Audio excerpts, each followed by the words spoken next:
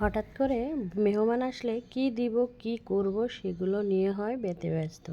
তাই তো হঠাৎ করে মেহমান আসার পরেও ঘরে যা ছিল তাই দিয়ে নাস্তা তৈরি করলাম। নাস্তাগুলো আমি রেডি করছিলাম আর আমার মেয়ে একটা একটা করে নাস্তাগুলো পরিবেশন করছিল। আজকে ঘরে তেমন একটা নাস্তা নেই, কারণ নাস্তা আনার সাথে সাথে বাচ্চারা এটা ওটা খেয়ে ফেলে। আসলে বাচ্চারা ভালো ভালো খাবার খেতে সব বাচ্চারাই পছন্দ। আমার বাচ্চারা তো এমন যে ঘরে যখন ফল থাকে তখন এটাকে বলে ঘাসফুস, আর যখন থাকে না তখন বলবে আম্মু এটা কেন নেই, এটা আনতে পারোনি। যাই হোক, নাস্তা শেষ করে এবার আমরা চলে গেলাম ডাক্তার দেখাতে। তো ডাক্তার দেখাতে গিয়ে একটু দেরি হওয়ার কারণে আমরা হালকা পাতলা নাস্তা করে নিচ্ছি, কেননা অনেকটাই দেরি হবে। আমরাও এখানে গিয়ে বসে আছি নাস্তার জন্য। নাস্তা করতে অনেক দেরি হচ্ছিল, কিন্তু ওইদিকে আমাদের ডাক্তার বসে আছে, না জানি কখন ডাক পড়ে।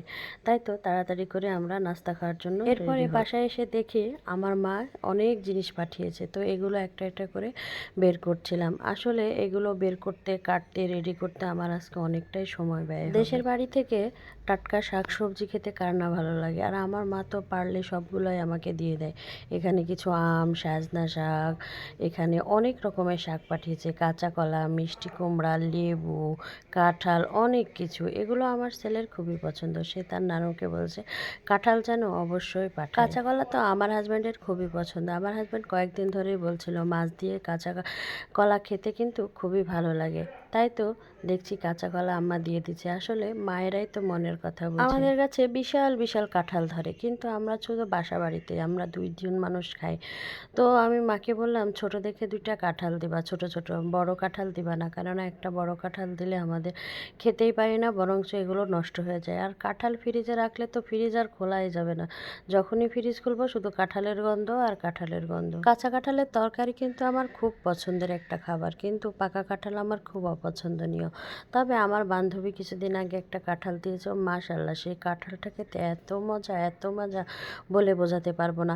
সেই কাঁঠালের অর্ধেকটাই আমি খেয়েছি। যে আমি কাঁঠাল খাই না সেই কাঁঠালটা খেয়েছে। আসলে কাঁঠালটা সত্যিই মজা ছিল। কথায় ভুলে গেলাম, এখন এই যে আমার ছোট ভাই আসবে, তো তাদের জন্য কিছু রান্না বান্না করছি। এদিকে মাছ, এদিকে গরুর গোশত, এগুলো এখন আমি রান্না করব। এদিকে ডিম হবে, যে মাছ ভুনা অলরেডি আমার শুরু হয়ে গেছে। তো আসলে মেহমান যখন আসে তখন রান্নাবান্না নিয়ে ব্যস্ত। তবে এই গরমে রান্না করতে একটু কষ্টসাধ্য বিষয়। কার কার এমন লাগে বলেন তো?